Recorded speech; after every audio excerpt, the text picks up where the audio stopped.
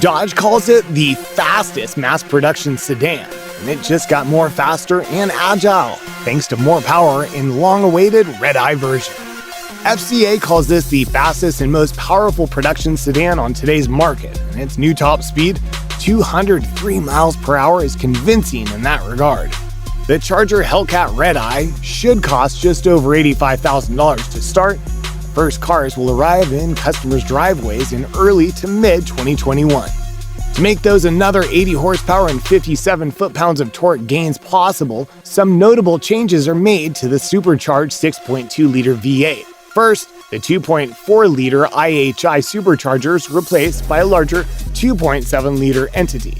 It produces more boost too, 14.5 psi compared to 11.6 psi. Then the redline is increased from a 6,200 to 6,500 RPM in order to utilize all of that air.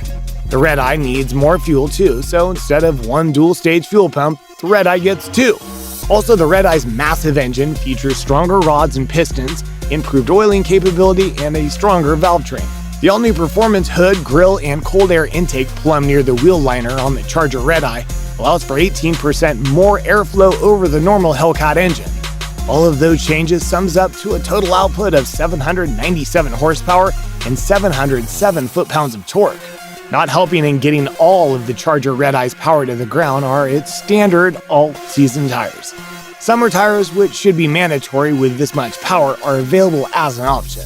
The massive tires on 20-inch by 11-inch wide wheels shrouded by the burly fender flares give the Redeye a menacing road-hugging look. In addition to their obvious performance advantages, beefier axles and a strengthened drive shaft provide increases in torque capacity of 20% and 15% respectively.